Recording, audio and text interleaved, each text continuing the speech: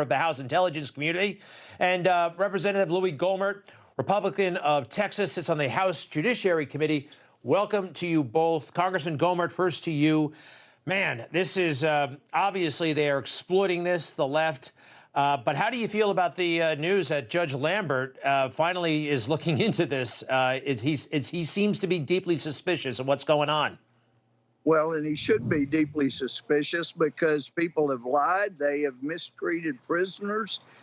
Just when 4 of us were there at the D.C. jail, they played the tricks and lured us outside and then ran in and locked the door. I mean, that's outrageous. And now that they've lied and repeatedly stonewalled not just one, but more than one federal judge, then those chickens are coming home to roost. You don't mistreat federal judges like that. Congressman Nunes, how about this? I am hearing more and more from the left that the Constitution's at risk, democracy is in peril, using this over-the-top language, and I feel like they are, well, they're up to something. They're trying to demonize conservatives all over again, and you know January 6th is a favorite vehicle for that. Where do things stand right now in your book? Well, look, I think they stand where they've stood for 5 or 6 months now, and I've been asking the question, who broke the windows? Who actually damaged the federal property? It seems like I'm a member of Congress, Judge Gohmert is a member of Congress. We ought to be able to get those basic answers.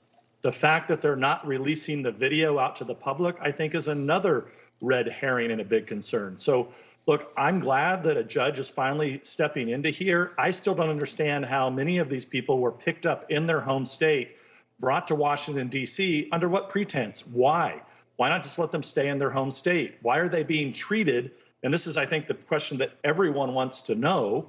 Why are the people on January 6th being treated differently than other Americans? There's two-tiered justice system. Nothing's been done to the people who burned down our cities, killed lots of people, injured lots of cops. Not a damn thing's happened to them. And now you have these people on the January 6th issue, totally political. Did you say that we don't know the names of the people who broke the glass? No, we still don't know. That's the question I've been asking. Like, just tell me who they are, right? I mean, those are the people, they're rioters. They destroyed federal property. I want to see them prosecuted, right? The people, you saw the hammers and the people that broke into the windows. But then there's probably a whole bunch of other people. I have to remind everybody, it is the people's house. Normally, people are allowed to enter into the Capitol. So if people were just let in like a normal day, I don't think anything should be happening to those people. Yet, how many of those people were just let in that are being held in that prison? We don't even know. There's even people that didn't even enter the Capitol who are being held. Congressman Gohmert, you've been in the House of Representatives 15 years or so, right? Yeah. A little longer, yeah. 16 years, 15 years. Did you ever cross paths with Joe Biden back when he was a senator and you were a House member? I'm wondering, like, this is a two-tier system. They're treating these folks like domestic terrorists, but there's no legal justification for that, as we all know. So why would he let that? Is there any decency left in Joe Biden? Did he ever have any?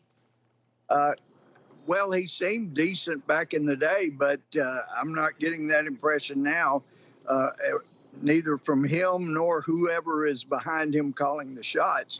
But let me say also, we keep hearing from Democrats that this was an insurrection and that all of these people were insurrectionists, and that's why we have got to hold them in terrible conditions and mistreat them and not let them get medical treatment. And yet, Greg, there's not a single person who has been charged with insurrection. One of the most popular charges is that they delayed or obstructed a congressional session for about 6 hours, 4 to 6 hours, when the fact is there was a huge part of the Democratic Party in the House that obstructed a session of Congress for 26 hours.